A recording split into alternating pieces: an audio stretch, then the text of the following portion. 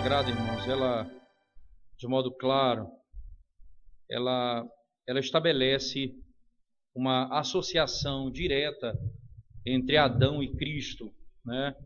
Ela faz uma associação direta entre a pessoa de Adão e a pessoa de Cristo, historicamente.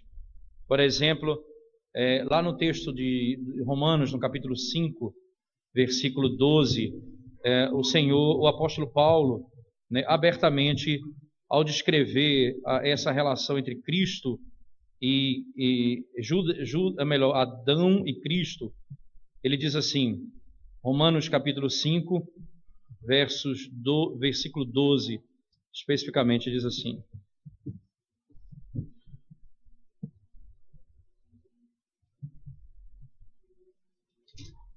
só um minutinho. Portanto, assim como por um só homem entrou o pecado no mundo, e pelo pecado a morte, assim também a morte passou a todos os homens, porque todos pecaram. Assim como o pecado entrou por um homem, né? E veja a relação direta que ele estabelece entre Cristo e Adão, quando ele, a partir do verso 14, diz assim, especificamente a partir do verso 15, ele diz: todavia, não é assim o dom gratuito como a ofensa, porque se pela ofensa de um só morreram muitos, muito mais a graça de Deus e o dom da graça, e o dom pela graça de um só homem, Jesus Cristo, foram abundantes sobre muitos. Então, a entrada do pecado por um só homem, a entrada da vida por um só homem também, Jesus Cristo. Veja que com essa associação, né, o apóstolo Paulo, não apenas aos Romanos, mas na primeira carta dele aos Coríntios, por favor, abra sua Bíblia. Primeira carta de Paulo aos Coríntios, no capítulo 15, né?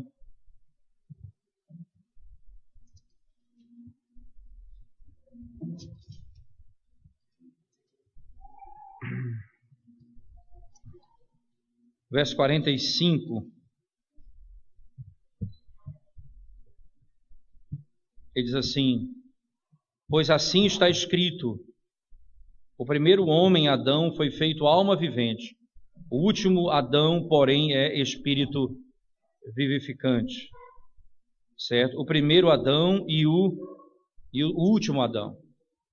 Então, esses dois representantes que a Bíblia trata categoricamente como uma associação, né, entre Cristo e essa figura histórica de Adão, que foi criado por Deus e colocado no Jardim do Éden, juntamente com a sua esposa. Veja que ele sendo, de uma certa forma, um tipo de Cristo, porque ele foi colocado como representante de toda a raça humana, e Jesus é o representante de todos os eleitos. Ele, ao morrer, toda a raça humana morre com ele, e Cristo, ao vencer, todos aqueles por quem ele veio dar vida, esses viverão. Esses são aqueles que receberão o benefício da obra. Então, Deus trata com dois homens na Escritura, com Adão ou com Cristo, né? Ou nós estamos em Adão ou nós estamos em Cristo. Se nós estamos em Adão, nós estamos debaixo de um pacto de obras. Esse pacto de obras é aquele pacto que o que Deus exige de nós é perfeita obediência. E se nós cometermos um único pecado, nós seremos condenados por toda a eternidade. E nesse pacto não há esperança, não há remissão, porque não há mediador. Por que o pecado de Adão foi suficiente para destruí-lo? Não apenas para matar Adão, não apenas ele, mas a raça humana. Porque o único pecado foi suficiente para isso. Porque não havia mediador entre Deus e Adão. Era uma relação direta, imediata. Não havia mediação. Não era uma relação mediada ou mediata, tá certo? Era imediata. Não havia essa relação de mediador entre eles. Deus falava diretamente com Adão. Agora, no novo pacto, na nova aliança, existe um mediador entre nós e Deus, Jesus Cristo. A razão pela qual, não apenas um único pecado, mas tantos outros pecados, que nós já deveríamos ter sido destruídos por eles, e não somos.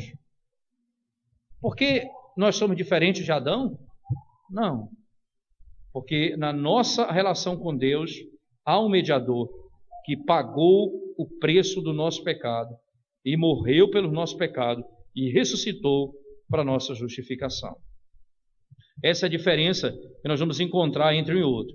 Bem, mas Deus disse as seguintes palavras a Adão: se comeres do fruto dessa árvore, certamente morrereis. Veja, está no capítulo 2 isso, verso 15, especificamente, verso 15 a 17, ele diz: tomou, pois, o Senhor Deus ao homem e o colocou no jardim do Éden para o cultivar e o guardar.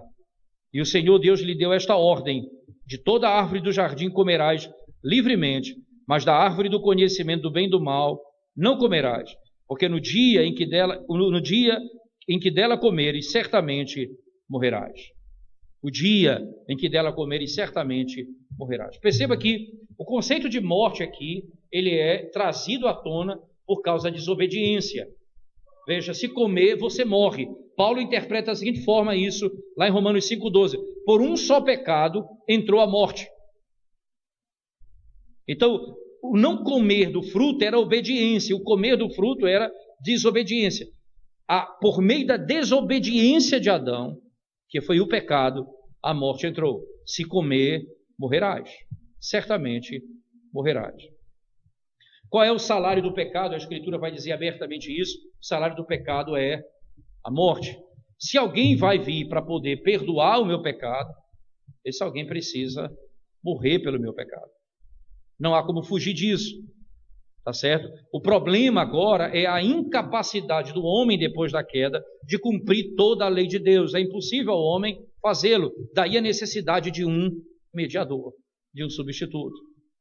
Nesse sentido, né, quando o pecado entra na história da redenção, e a serpente, dialogando com a mulher, juntamente com o homem, conduz o homem e a mulher para a queda, eles caem, percebem que estão nus, né? Eles vão começar ali uma batalha para poder permanecer diante de Deus. O pecado separa o homem de Deus. Ele não tem mais como voltar. Não há mais comunhão entre Deus e o homem. Não há mais possibilidade dele voltar para se relacionar com Deus. O pecado, uma vez cometido, não há mais esperança.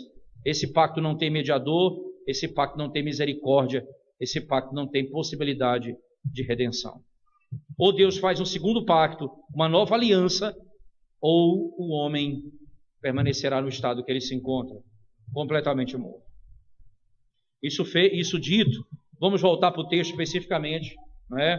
O capítulo 3, tem uma palavra-chave na Escritura Sagrada, nesse texto, que está no último verso do capítulo 2, que é a palavra nudez, né? Ou nus, estavam nus e não se envergonhavam.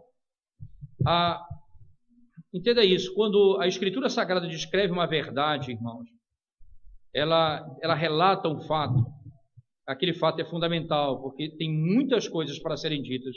Por exemplo, por que a Bíblia não diz com quem Caim casou? Que não era fundamental.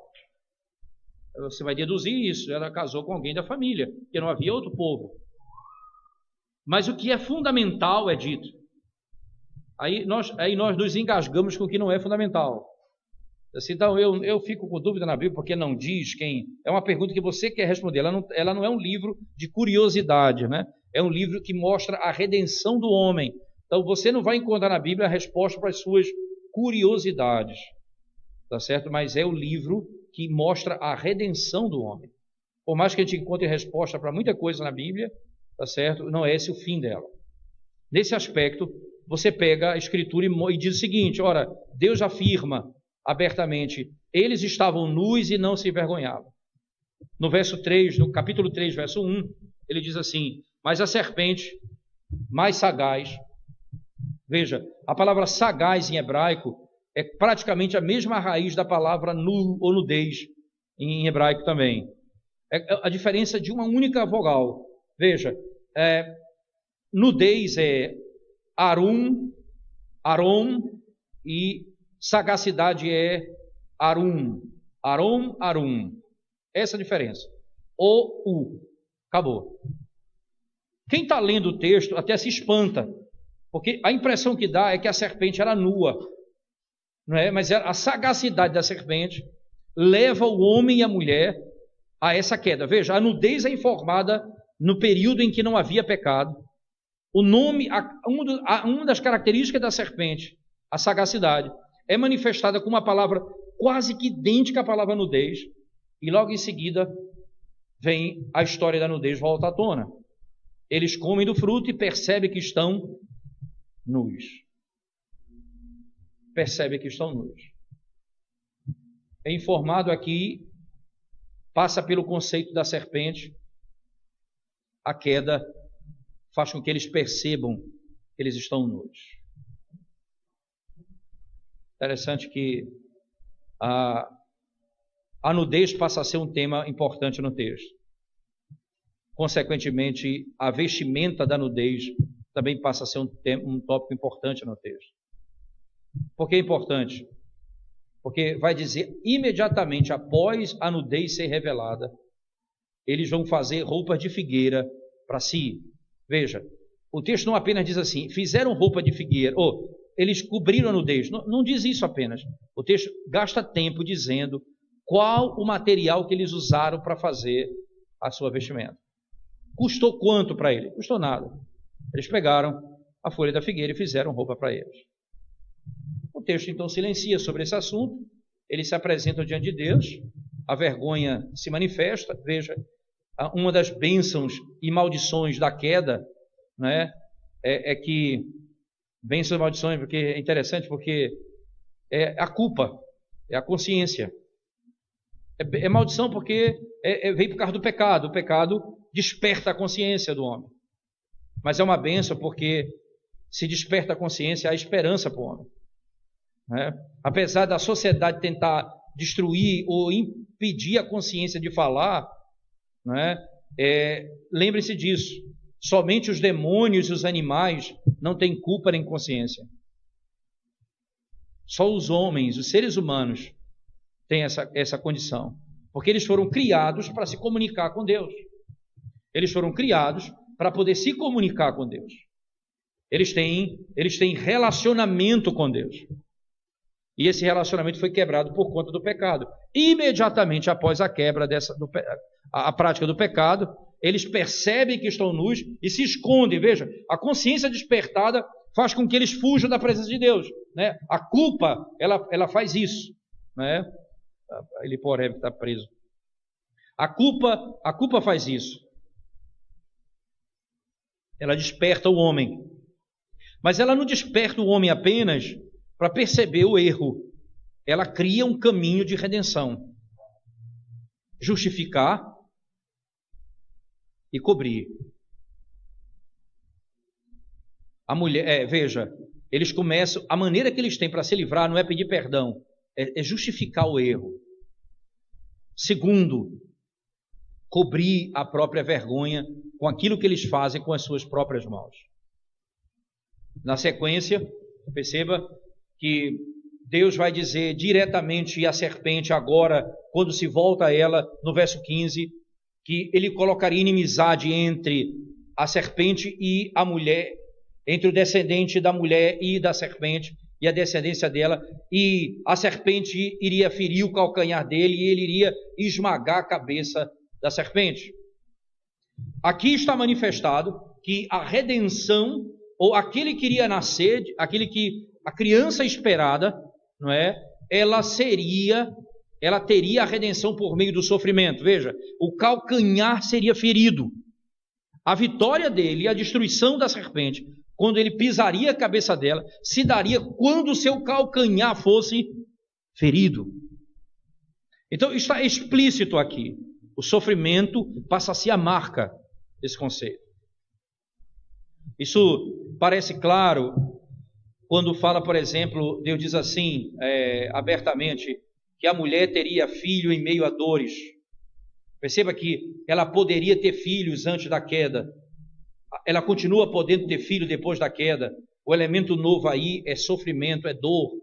Veja, a terra produzia antes da queda. A terra vai continuar produzindo depois da queda. Agora, com fadiga, cansaço, você vai adquirir por meio da fadiga. E a palavra fadiga em hebraico é a mesma palavra para dor de parto. Isto é, a terra vai parir, dando com dores. E a mulher vai dar luz aos filhos, em meio às dores. O elemento da dor, ele é essencial na queda. Interessante que no livro do Jeremiah Burroughs, intitulado O Evangelho e a Remissão de Pecados, e ele tem outro livro chamado Evil of Evils, é difícil traduzir, mas é alguma coisa, a malignidade do pecado, uma coisa assim, sabe, a malignidade do pecado, ou do mal, mas o mal ali é pecado, no contexto, ele está falando do pecado, que é o mal dos males, o maior mal de todos, que é o pecado. Então ele vai discorrer, ele vai falar que o pecado, ele é pior do que o sofrimento. Porque a Bíblia diz, quando você sofre, a Bíblia fala assim, você vai dizer, foi-me bom ter sido afligido, porque aprendi os teus decretos. Esse é o versículo-chave que a Eudália usa na sua caminhada, né? Foi-me bom ter sido afligido. Aí você tem um outro princípio, né? Você não vai dizer, foi-me bom ter adulterado, porque aprendi a amar a lei do Senhor. Ninguém, porque não é da natureza do pecado levar o homem à santidade. O pecado é para destruir o homem, mas o sofrimento redime, leva o homem para perto do Senhor. É da natureza dele. Esse mesmo autor, Jeremiah Burroughs, ainda diz assim, existe mais malignidade no pecado do que em Satanás. Aí você dá um susto, né, quando ele fala isso. Ele, por quê? Ele diz simplesmente porque o diabo foi criado por Deus. E só o fato disso, Deus é bom. Mas o pecado não. Deus não colocou a mão no pecado. A água, diz o pecado e Deus é como água e fogo. Um quer destruir o outro. Um quer engolir o outro. E Deus destrói o pecado na cruz do Calvário. Ele põe o homem em libertação na cruz do pecado, na cruz do Calvário, por meio da morte sofrida do seu filho. Ainda Jeremiah Burroughs, nesse livro, conta algo que eu nunca tinha lido em canto nenhum, acerca de Agostinho. Ele diz que Agostinho descreve no seu livro, acerca da sua conversão, ele diz as seguintes palavras: o meu segundo nascimento foi mais doloroso para minha mãe do que meu primeiro nascimento. Ele diz, ela sofreu muito mais na minha conversão do que para me colocar nesse mundo. Você consegue capturar a imagem aqui? Não é dor só de ter filhos, é de conduzi-los ao Senhor. O sofrimento dessa caminhada, as lutas, os conflitos, não é? O pecado, é uma caminhada. Mas o sofrimento é parte desse processo agora. Você sai para trabalhar, as cidades grandes cada vez piores. Você não só tem que estresse do trabalho, é estresse para chegar no trabalho. Para voltar no horário. Para você botar o pão na sua mesa, você tem que se fadigar. Para fazer a terra produzir, para a terra dar a luz a um filho, você tem que trabalhar e se desgastar e sofrer. Não há mais como fugir dessa realidade. O pecado trouxe esse padrão para dentro da história. A ponto do Redentor, quando vier para redimir o homem e esmagar a serpente, o que é dito primeiramente dele, ele vai nascer da mulher e vai ter o seu calcanhar ferido. Não há como fugir mais disso. O sofrimento, ele é parte dessa caminhada. E não há como a gente esquecer disso. Mas nós não somos redimidos pelos nossos sofrimentos. Nós somos redimidos pelos sofrimentos de Cristo. Daí você entender por que ele fala que Moisés fala que ele iria padecer. Porque ele vai padecer, porque ele veio sofrer e redimir o seu povo. E o seu povo agora está escravizado num mundo caído. E vive num mundo de sofrimento. E para que esse homem que ele ama antes da eternidade, desde a eternidade, antes que ele existisse, e ele ama esse indivíduo, para que ele fosse redimido, ele teria que sofrer no seu lugar, morrer no seu lugar, mas não é um sofrimento qualquer, é morrer pelo meu pecado, é sofrer pelo meu pecado. Não há mais escapatória, agora está estabelecido um padrão que vai regular toda a Escritura Sagrada. Como isso vai acontecer? A morte começa a ser pré-anunciada. Se comer, você vai morrer. Certamente você vai morrer. Como alguém poderia me salvar se pagasse o preço sem ter pecado? Se morresse sem ter pecado? Por que que ninguém na história poderia fazer isso? Porque todos os que nascem nessa terra são pecadores,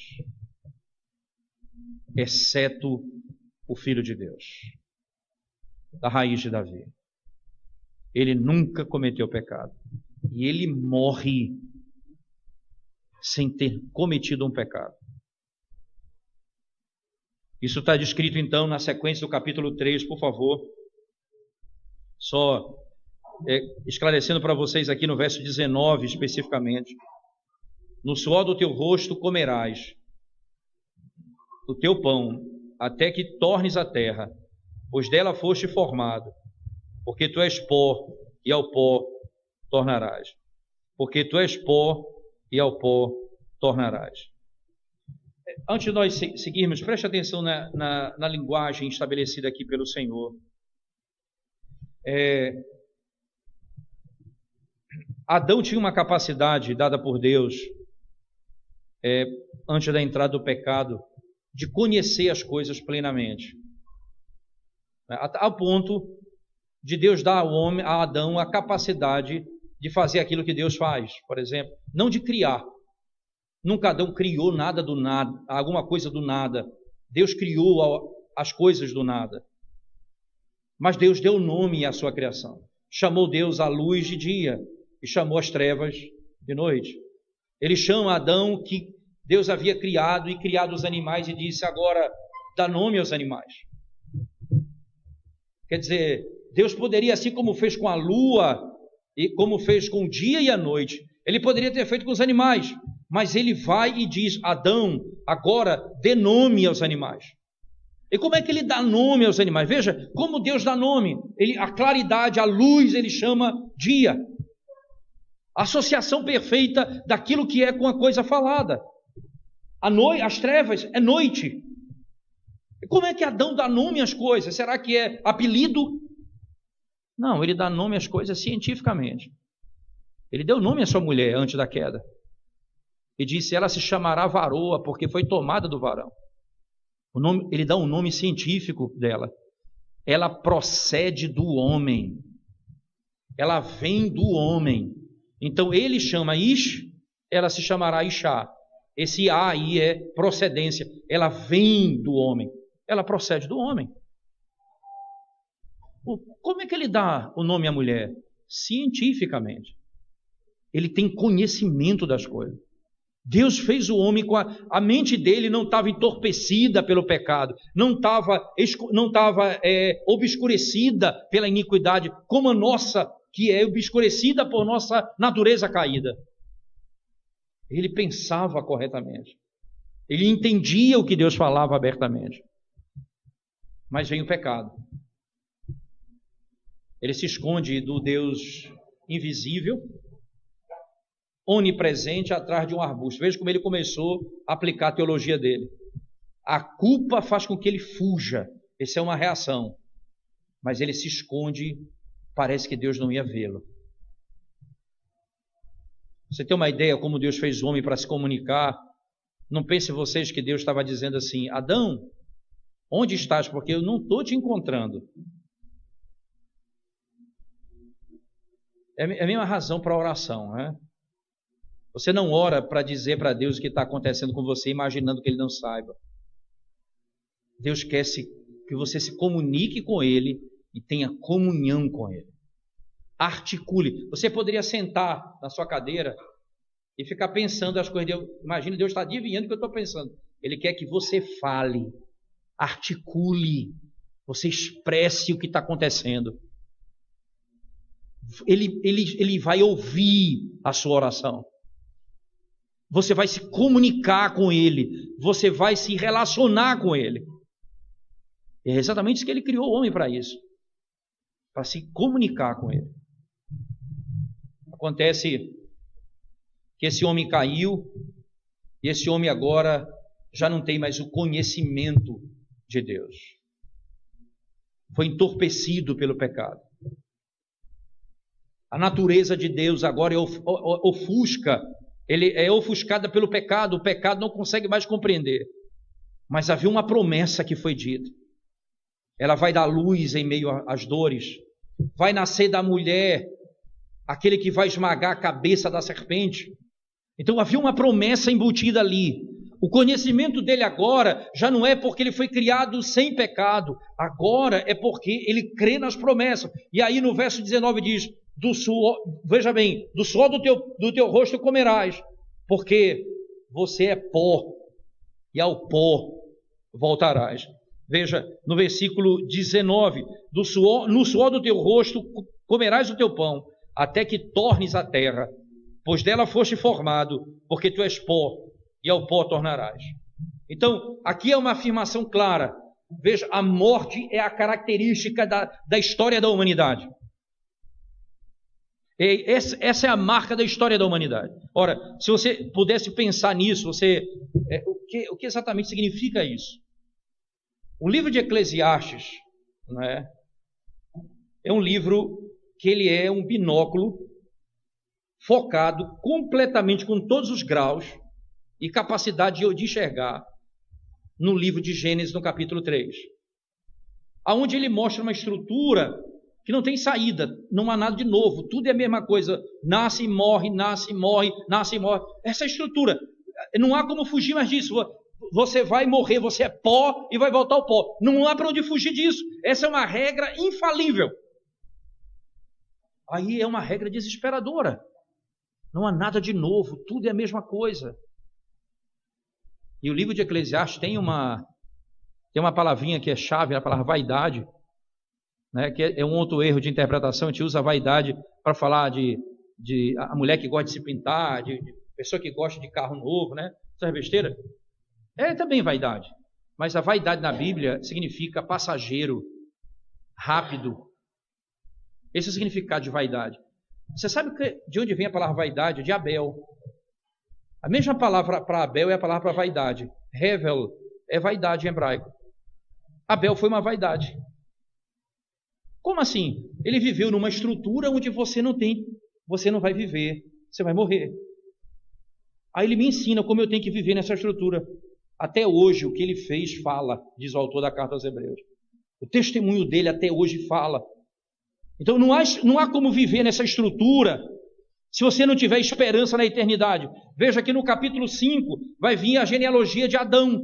Nasce, gera filhos, morre, nasce, gera filho e morre, até que vem Enoque, que não morre. Isto é, essa descendência daqueles que esperam no Senhor tem a esperança de que não vão viver a morte, vão viver eternamente. Perceba que está implícito no contexto a morte e uma perspectiva de redenção. A morte que redime o homem da iniquidade. Lá naquela estrutura ali do capítulo 3, no versículo 19, você encontra então a afirmação: ele é pó e vai voltar ao pó. Era para Adão viver no desespero. Ele manifesta a fé. Primeira coisa que ele faz no verso 20, dá nome à sua esposa. Ora, ele deu nome cientificamente, agora ele vai dar o nome com base na promessa. Como se chama ela?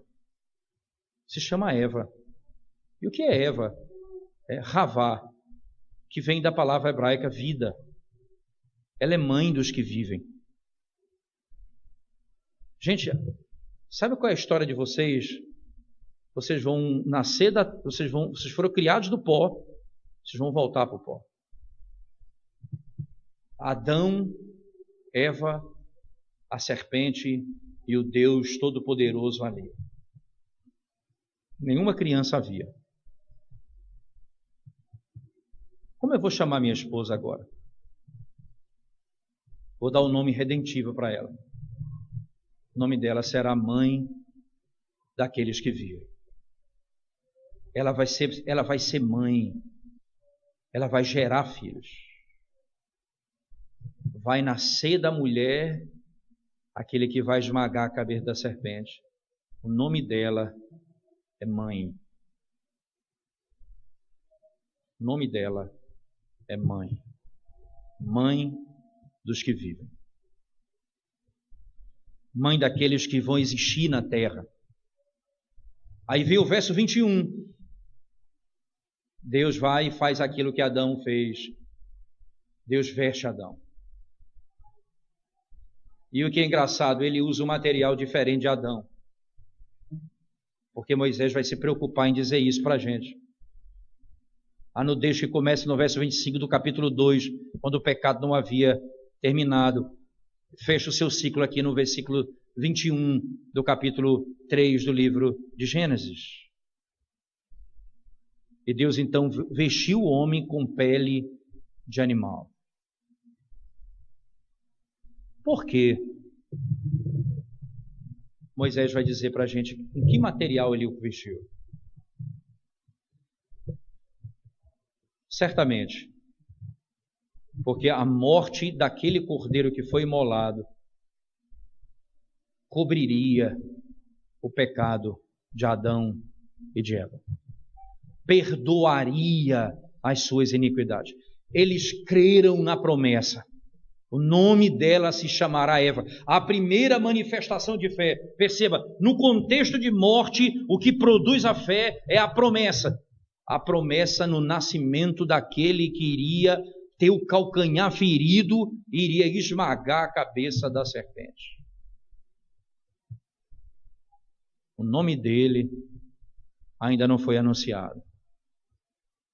Não se sabe o nome dele ainda, mas se sabe que ele vai libertar o seu povo do pecado e da morte. A expectativa do nascimento dessa criança passa a ser um tema do Antigo Testamento. E muita gente vai discutir, veja bem, tirando Isaías 7 ou 9 e 9, que eles vão declarar, um menino nasceu, o seu nome é maravilhoso, conselheiro. Tirando esse texto, onde mais você pode dizer que há uma expectativa do nascimento de uma criança? Será que aquela verdade anunciada ali em Gênesis 3,15 é uma verdade isolada e que não tem peso nenhum na história? Você vai fazer todo o link. Lá em Lucas, quando Simeão pega Jesus no braço e diz assim, ele vai e conecta todo o Antigo Testamento, dizendo: agora o Senhor pode despedir o seu servo em paz, os meus olhos viram a salvação. Vai nascer aquele que vai esmagar a cabeça da serpente. Mas também está estabelecido ali que aquele iria sofrer. Daí a estrutura do sistema sacrificial. O cordeiro vai ser morto. De onde Abel tirou a ideia de sacrificar o animal para o Senhor como oferta a ele? De onde ele tirou essa ideia? Você acha que isso é senso comum? Preste bem atenção nisso. O primeiro mandamento diz: não terás outros deuses diante de mim. Simples assim. Profundo, mas simples assim. Mas o segundo mandamento não. O segundo mandamento diz: não farás para ti imagem de escultura. Aí ele vai entrar em detalhe, nem que está acima, baixo do céu, baixo da terra, no mar, nada você vai, não as adorarás, não cultuarás. E ele diz, olha, porque aquele que não obedeceu ao meu mandamento, eu vou amaldiçoar até a quarta, terceira e quarta gerações daqueles que me odeiam e não guardam os meus mandamentos, mas terei misericórdia até 1000 gerações. Veja, isso tudo é um mandamento. O modo como Deus vai ser adorado não está escrito nas estrelas. Tem que ser revelado. A criação diz, há um só Deus. Mas ela não diz como adorar esse Deus. Não pensem vocês que o sistema sacrificial foi inventado pelas culturas, foi ordenado por Deus. Isso é tão claro, irmãos, é tão claro, que Caim vai se revoltar contra seu irmão, porque a sua oferta não foi aceita e a do seu irmão foi aceita. Lembra daquela bifurcação lá de Gênesis 3,15, inimizade de um e de outro? 1 João 3, verso 11 e 12 diz, Caim era do maligno. 1 João capítulo 3, verso 10, 11 e 12, Caim era do maligno. Na sequência, João diz, e sabe por que matou seu irmão? Porque as suas obras eram mais do seu irmão justa. Aí João salta para dizer, irmãos, não vos maravilheis se o mundo vos odeia. Ora, João está dizendo para mim que a primeira perseguição que a igreja do Senhor sofreu na história foi quando Caim se levantou para matar Abel. Porque a inimizade está posta e ali eles vão trazer a morte e o sofrimento.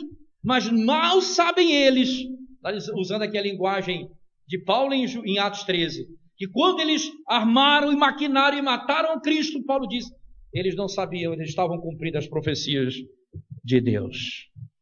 Porque o seu Redentor iria sofrer pelos nossos pecados. Ele iria morrer pelos nossos pecados. Ali naquele momento, na história da redenção, você vai encontrar que a vitória contra aquele que leva à morte seria dado por aquele que nasceu de uma mulher que é filho de Deus. E Hebreus, no capítulo 2, verso 14, diz exatamente assim. Jesus, que na sua morte venceu aquele que tem o poder da morte, a saber, o diabo. Na sua morte, isto é, quando teve o seu calcanhar ferido, ele pisou a cabeça da serpente e matou aquele que tem o poder da morte. O sofrimento do nosso Redentor estava posto na linguagem desde o princípio. E não haveria esperança não para a humanidade, se não fosse por meio do seu sofrimento. Não haveria esperança, porque está prometido, ele iria ter o seu calcanhar ferido. E nós esquecemos disso, nós só pensamos que ele vai esmagar a cabeça da serpente. Nós esquecemos que ele morde o calcanhar. Mas lembre-se disso, a altura mais alta que a serpente pode morder você é o seu calcanhar. Ela não alcança mais do que isso, porque Jesus Cristo já pisou a sua cabeça e destruiu aquele que é inimigo da igreja. Essa é a linguagem bíblica muito clara. Não temam, porque o filho da mulher, o que nasceu de mulher segundo a lei, debaixo da lei, destruiu Satanás na cruz do Calvário. E o sofrimento dele está descrito aqui na história. Perceba que o sofrimento é imposto por Satanás à igreja e pelos servos de Satanás. Caim vem e se levanta contra eles. Mas entendam também que o sofrimento é instrumento de Deus para aperfeiçoar. Porque até mesmo isso é dito na Escritura Sagrada. Veja, abra sua Bíblia comigo, por favor, lá em Hebreus, no capítulo 2, antes do verso 14, especificamente. Hebreus 2.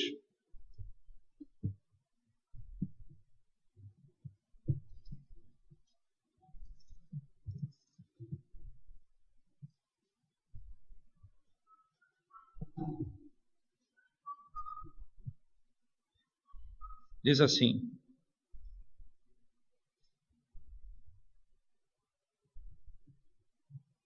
vamos ler a partir do verso 5, acompanhem comigo, por favor. Pois não foi a anjos que sujeitou o mundo que há de vir, sobre o qual estamos falando. Antes, alguém em certo lugar deu pleno testemunho dizendo: que é o homem que dele te lembres, ou filho do homem que o visites? Fizeste-o por um pouco menor que os anjos, de glória e de honra o coroaste, e o constituíste sobre as obras das tuas mãos.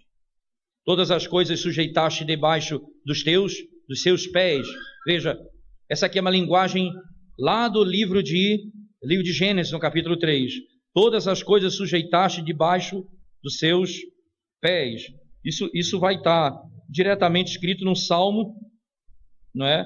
Você vai encontrar isso no Salmo 8, verso 4 a 6. Você vai encontrar essa verdade.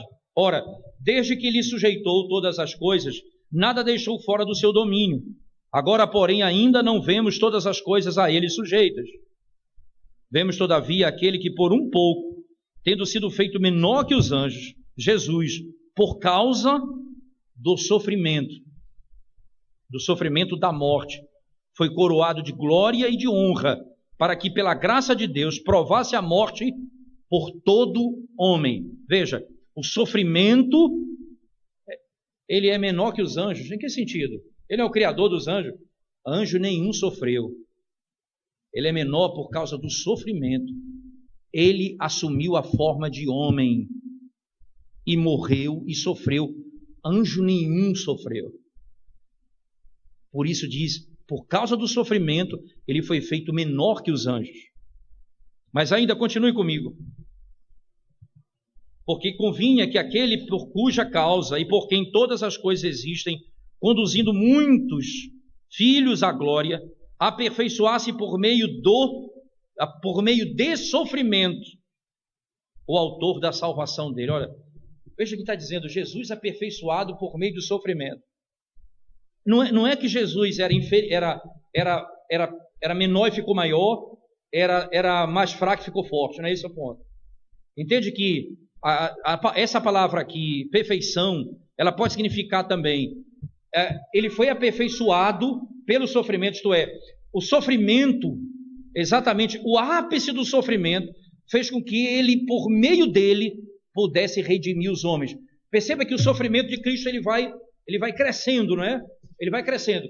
Ele é abandonado pelos discípulos, ele é abandonado pelo povo, abandonado pelos apóstolos, entra no Getsemane, ora, ninguém consegue orar com ele, ele volta, ninguém consegue interceder com ele, ele começa a pingar gotas de sangue do seu rosto, e ele então sozinho se encontrava.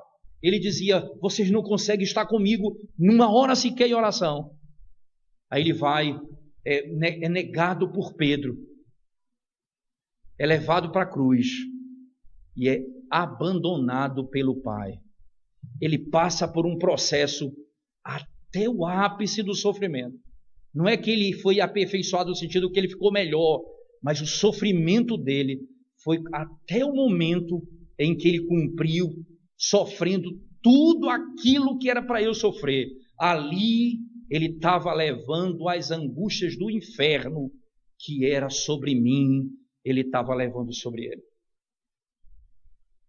Aquela linguagem de um calcanhar ferido por uma boca de serpente é desvelado na Escritura com uma linguagem tão extraordinária, a ponto do autor da carta aos Hebreus falar, ele foi aperfeiçoado no sofrimento. Não é exatamente essa linguagem que ele utiliza, Por favor, voltemos lá no texto, porque convinha, verso 10, que aquele por cuja causa e por quem todas as coisas existem, conduzindo muitos filhos à glória, aperfeiçoasse por meio de sofrimentos o autor da salvação deles. Pois tanto o que santifica, como os que estão sendo santificados, todos vêm de um só. Por isso é que ele não se envergonha de lhes chamar irmãos, dizendo: a meus irmãos declararei o teu nome, cantar-te-ei louvores no meio da congregação. E outra vez, eu porei nele a minha confiança, e ainda, eis aqui estou eu e os filhos que Deus me deu. Veja, eu os apresento a ti, eu e aqueles que tu me deste, porque eu morri por eles, eu sofri por eles. Verso 14, visto, pois, que os filhos têm participação comum de carne e sangue, destes também ele igualmente participou, para que por sua morte destruísse aquele que tem o poder da morte, a saber, o diabo. Aí entra um princípio importante. Os anjos sofrem? Não. Como Cristo sofreu? Não. Como nós sofremos? Não. Quando os anjos pecaram, o que aconteceu com eles lá no céu? Foram expulsos do paraíso. Por que não há esperança para eles?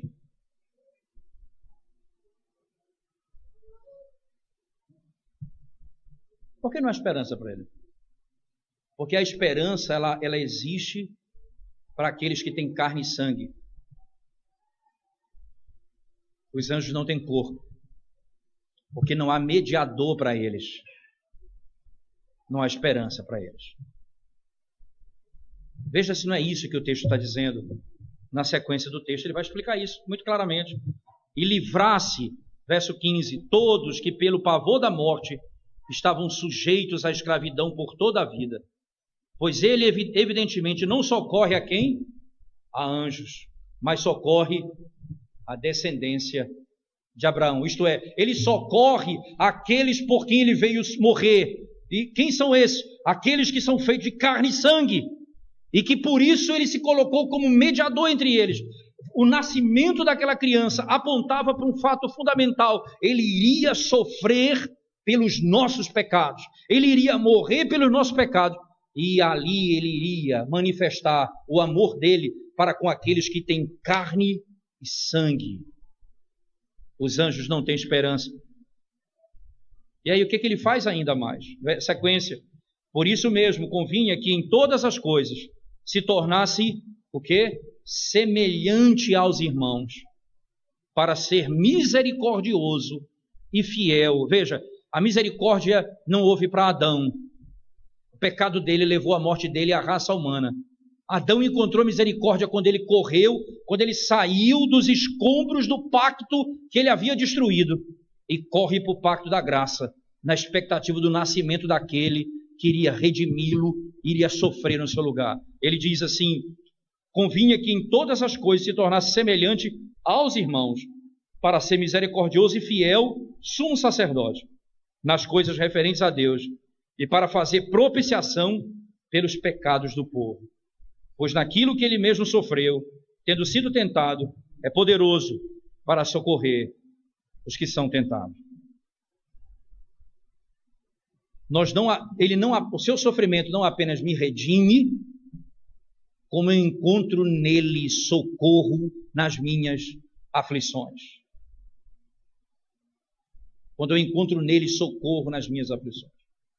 A dor do trabalho, a dor de criar um filho, a dor de gerar um filho, a dor de viver nesse mundo caído, o princípio de um cativeiro que Paulo descreve. Nós estamos num cativeiro esperando a nossa redenção. Essa linguagem bíblica, né? Essa linguagem bíblica nos mostra diretamente aquilo que está posto desde o princípio da revelação. O sofrimento daquela criança seria para minha redenção. Mas eu ia continuar sofrendo nesse mundo, e agora? Eu encontraria nele, naquele que sofreu pelo meu pecado, a força e o consolo para viver nesse mundo. Vou dar um exemplo para vocês.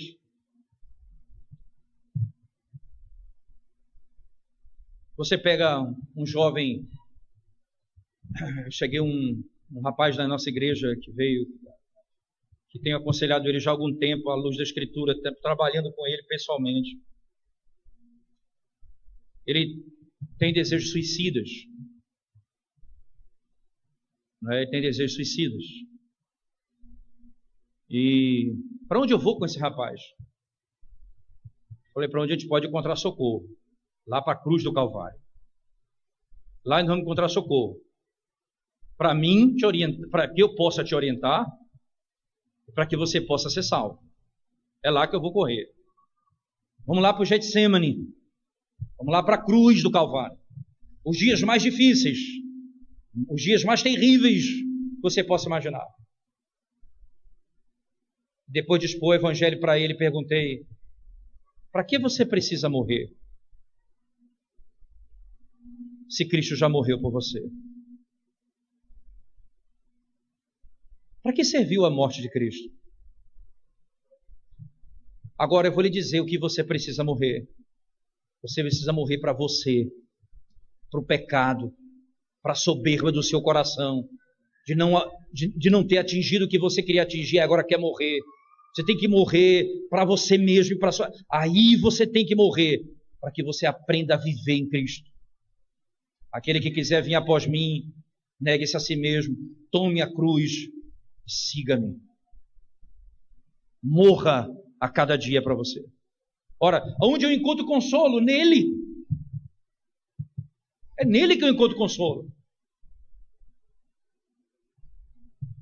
Nós temos encontrado o evangelho que não prega o sofrimento porque não tem saída para o sofrimento.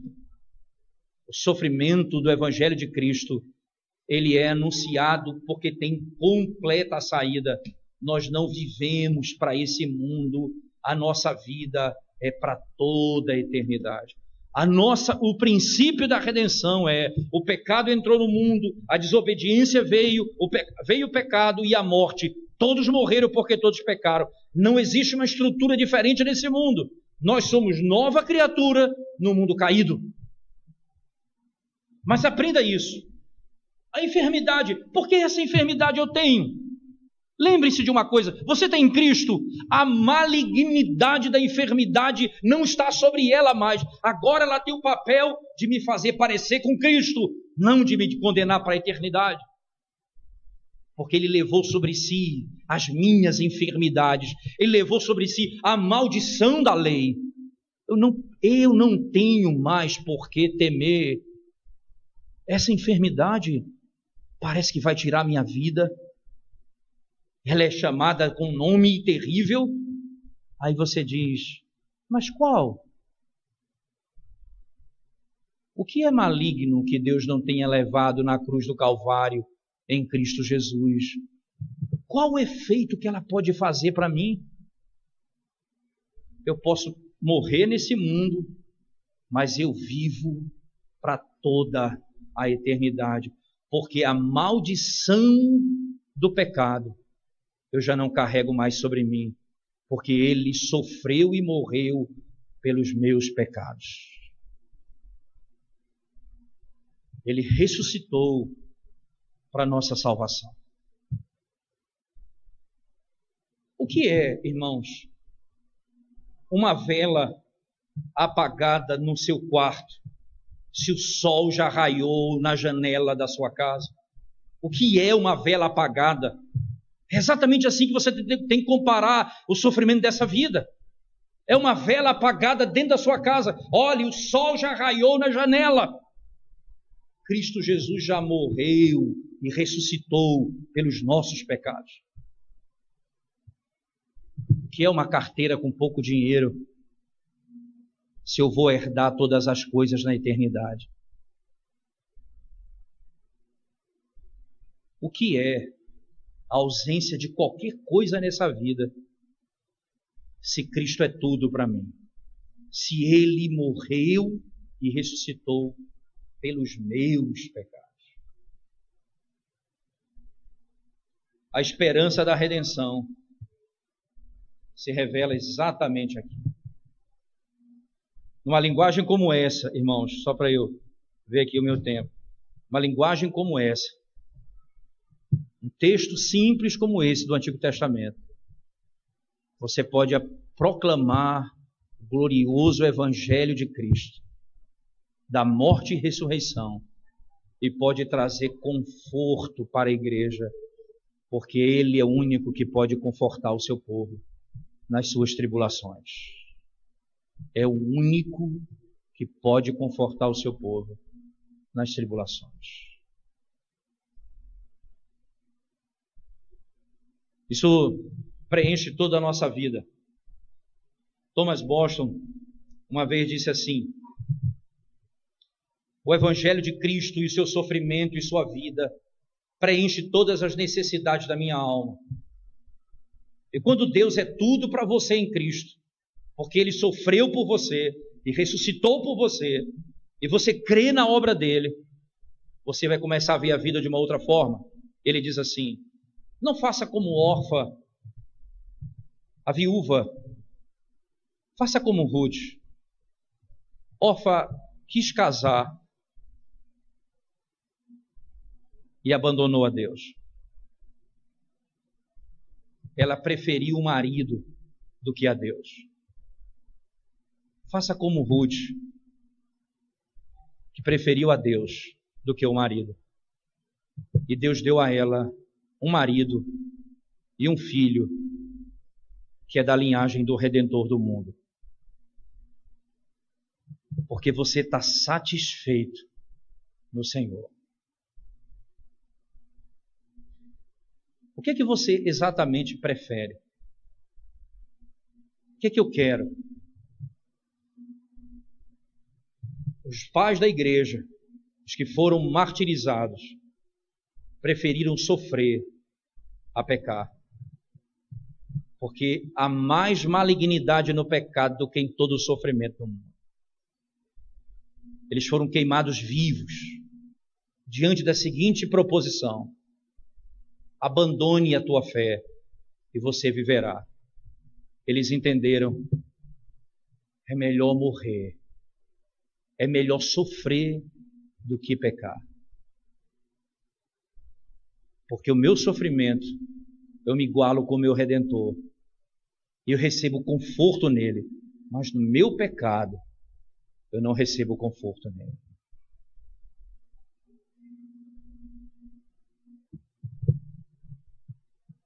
A doutrina do sofrimento passa a ser, tem implicações diferentes para nós. Ora, crianças, prestem, vocês que estão aí, ainda bem bocejando, dormindo ali e acolá, deixa ele fazer uma colocação. Quando você faz uma coisa errada em casa, e o seu pai diz assim para você: quem fez isso? E você, com medo de ser disciplinado, mente. O que está acontecendo? Você prefere pecar do que sofrer. Nós temos que ensinar os nossos filhos que é melhor ser punido do que pecar contra Deus. Porque o sofrimento, o nosso Redentor sofreu algo que nós nunca sofreremos: o abandono de Deus na cruz do Calvário. Nós nunca diremos o que Cristo disse: Deus meu, por que tu me desamparaste? Porque ele foi abandonado para que eu fosse acolhido. Ele não foi ouvido para que eu tivesse minhas orações na presença de Deus. Ele foi rejeitado para que eu fosse acolhido no corpo de Cristo. Ele teve o seu sangue vertido para que meu pecado fosse perdoado. Está lá. Filho da mulher vai ter seu calcanhar ferido. Mas naquele dia, ele vai matar e pisar a cabeça da serpente. E ele então é o nosso mediador, que não morreu por anjos, mas pela descendência de Abraão. Paulo diz: quem são os descendentes de Abraão? só aqueles que creem, como Abraão creu. Foi por nós que ele sofreu. O que ele disse, nós encontramos lá. A lei de Moisés fala da minha morte e da minha ressurreição.